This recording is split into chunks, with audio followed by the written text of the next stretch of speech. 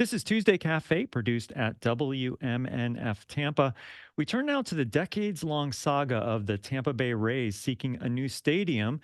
The story took a major turn last week, maybe not unexpected, when the Rays owners announced that they were breaking a deal that was hammered out with St. Petersburg and Pinellas County for a mostly taxpayer funded new stadium and the surrounding development. And joining us to talk about this is a critic of that deal, St. Petersburg City Council member Richie Floyd. Welcome back to WMNF's Tuesday Cafe, Councilmember Floyd. Hey, good morning. Thank you so much for having me. I'm glad you could join us to give us an update. So, you voted against the agreement to build a new stadium for the Rays and redevelop the historic gas plant district. So, remind people what that deal included and why you opposed it at the time. The deal was to subsidize the Rays building a new stadium between the city and the county. It was about $600 million in cash. If you add debt subsidy, we're pushing $1 billion worth of subsidy, and sell them the land that Tropicana Field's on and its parking lots are on for significantly under market value. And in exchange, we were going to get 30 years of baseball played in St. Petersburg, as well as a bunch of community benefits that were relatively good.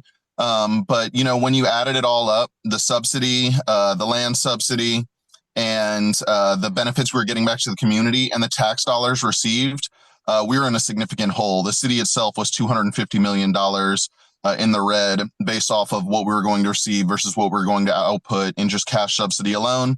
Between that and just having a disagreement with subsidizing a private corporation to the tune of $1 billion in public money, I couldn't support the agreement as it was written. So, despite your opposition and the opposition of a few other elected officials, the deal did go through. But then there was the surprising developments over the last months that the Rays kind of just decided that they would break the deal. They had their reasons, which we'll talk about, of course. But here are some of the words that the Tampa Bay Times described how residents felt after the team ripped up the deal last week. They said they felt angry, bewildered, and stunned. Were you stunned or angry that the Rays broke this deal? I wasn't stunned. They had been sending smoke signals for months. I mean, in an October council meeting, they literally said the deal is dead. And so I wasn't stunned, angry. I would describe myself as frustrated for a few reasons. But the biggest point of frustration for me is that we at City Hall and city staff and the Rays themselves as well spent 2 years and millions of dollars negotiating this agreement. I pulled multiple all-nighters to read legal documents, and at a time when we're trying to recover from a hurricane, and they wasted our time. And it was rude to say the least, and it was not a good look for someone who wants a large investment from the city. And there was a little surprise as well in that this was the largest stadium subsidy in MLB history that they turned down. I have no idea where they think they're going to get more money than this, but it was twice the size of the next biggest subsidy that's ever actually taken place. And some of the reasons that the Rays said that they killed this deal is that there was this the hurricane, of course, came through, ripped the roof off of Tropicana Field, and then according to the Tampa Bay Times, they said that after the Rays decided to play this season in Tampa, Pinellas County commissioners delayed financing, but the county commission kind of says that nothing was delayed. There was one vote that was delayed, but they didn't break any part of the contract. So, what are your thoughts about who the bad faith actors were in breaking the deal? So the county commission delayed after, what I feel should be excusable, a historic hurricane season, back-to-back hit, and delayed for 7 weeks. But the thing is that the agreement did not require them to approve the bonds for months and months after that. They were so far ahead of any deadline that I don't think it's even notable. So the Rays giving that reasoning as to why they backed out, like a 7-week delay is going to cause that many problems. It had been 20 years that we've been talking about a stadium and they're going to throw it in the trash for 7 weeks. I don't know what to make of that. Irrespective of baseball, whether baseball's played in the Trop or not, the city, I think, still has some obligations to make repairs on the on Tropicana Field. Tell us what you know about that, what kinds of repairs, and what the cost might be. Yeah, so the roof blew off Tropicana Field, as I'm sure most people know, and water got in there. It's not meant to have water in it. It doesn't have drainage. It's the seats and the field are not waterproof, and so we need to put a new roof on it, and we need to repair the things that got damaged by the rain hitting them.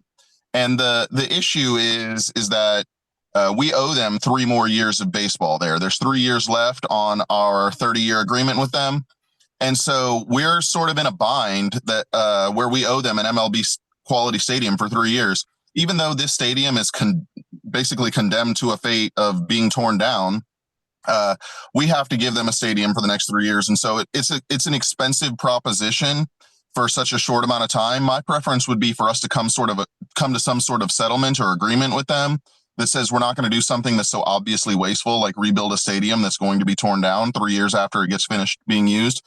But we have to have those negotiations out in the open and see what's a better deal for the city. And you'll see we're going to have some of that discussion next Thursday at the city council meeting. Do you have an idea of what it might cost if there is no settlement, if the city just has to go ahead and put the new roof on, et cetera?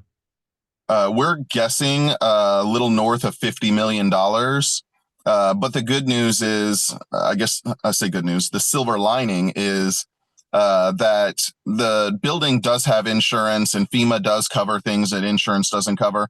So the city out of pocket, I'm expecting, and this is very speculative, so have that caveat. I'm expecting maybe $20 million, hopefully south of that, out of the city's pocket to rebuild the stadium.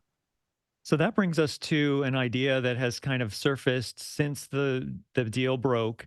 The Times is reporting that the Rays owners are floating the idea of upgrading Tropicana Field and having St. Pete and Pinellas each chip in possibly $200 million and extending the lease and them staying at the Trop for 10 years. Have you heard those things as a member of city council? Have you heard anything about that? And can you give any more detail on any of those numbers and whether you think that that might be an option? Yeah, so I've heard about it, and what I can do for you is put those numbers into context. So, just looking at the stadium alone, the stadium part of the deal that they killed alone, it was 600 million with about an even split, a little more from the county. 600 million going to the stadium to get us 30 years of baseball. Now what they're proposing is 400 million between the city and the county to get us 10 years of baseball. On its face, it's a worse deal than they just turned down. And so to start negotiating from that point, and on top of that, we just went through years of working with them for them to, at the last second, change their mind. For us to negotiate with them again is going to be very difficult. I mean, this current ownership group has proven themselves untrustworthy, and the deal that they're offering us now is worse than the deal that they reneged on before. So I would not hold my breath for that to come to fruition.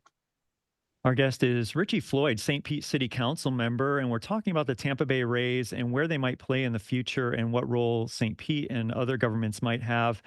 As you might remember, Richie Floyd voted against the stadium deal last year. And so maybe it's not a big surprise that you're hearing that some animosity or some trepidation, perhaps, of continuing to negotiate with the Rays. But here's something that might be, a little bit surprising compared to last year is the Tampa Bay Times is reporting that St. Petersburg Mayor Ken Welch made it clear that he no longer wants to be in business with Rays owner Stuart Sternberg. That would be a change because Ken Welch was one of the biggest fans, I guess, of this deal that happened between the Rays and Pinellas County and St. Petersburg. I mean, yeah, absolutely. That's the truth is that, like, I mean, he was the one who selected them as the developer, and he was the one who led all of this charge to keep baseball in St. Petersburg. And it was his community benefits agreement that he was very passionate about. And, we disagreed. I saw where he was coming from, but I disagreed significantly on the, subsidizing of a major corporation like that. But to hear him now say he's not interested is not a surprise either. It's like I mentioned before, it was a tremendous amount of work to get the agreement to the point that we did. And, whether you agreed with it or not, I still had to spend a lot of work on it to make sure that I was doing everything I can to influence how the outcome happened. And so the city staff members, the mayor's office spent so much time on only for it to be killed at the last second by someone who had been all in until we got hit by hurricanes, at least publicly. It's very difficult for anyone, I think, to rekindle the amount of trust, the amount of work it takes to create an agreement like this, the things in the city that get ignored while you're trying to create an agreement like this. We can't go through that again with someone that we can't trust. And so I see why the mayor would come at it from that angle. So that brings us to the question about whether the city might have an appetite for a similar type of deal with the Rays, if that could be resurrected if there's new ownership. So we'll have to start over, I think, with new ownership. It won't just be as simple as saying, like, dusting off the papers and saying, here's your new agreement. Like, times have changed a little bit, costs have changed, and city council's changed. We have two different council members than we did whenever we passed the original agreement. I don't know what that means, but I know that if there was a new ownership that was interested, I've heard the mayor say things like he'd be interested in talking to them. I'm sure anyone would be interested in talking to them, but I can't predict what that outcome would be like at this moment. A lot of things have changed. So it looks like in the immediate future, there's not going to be construction on a new baseball stadium at the site of the Tropicana Field, but there was all sorts of other development that was planned for that area under the deal that the Rays just broke. So could St. Petersburg, independent of the team, develop areas like the parking lots that are near the Tropicana Field? Yeah, so you bring up a really good point. Right now, we would have to wait until the lease agreement ends with the Rays. Otherwise, they get 50% of the proceeds until that lease agreement ends. So I think what you'll see is us find a way to end the lease agreement, be it through repairing Tropicana Field and providing them with the stadium for 3 more years, or negotiating some sort of settlement with them. That's what you'll see happen in the short term. And then in the long term, I think you bring up a really good point. There was a lot of things included in this agreement that were not about baseball. And my point the entire time when pushing back against subsidizing the baseball stadium was that we would be able to afford so much more if we did not have to spend $500 million of city money on a stadium over the next 30 years. And now we're in that position. We're going to be able to develop this piece of land and provide so much more community benefits, so many more high quality public goods and services.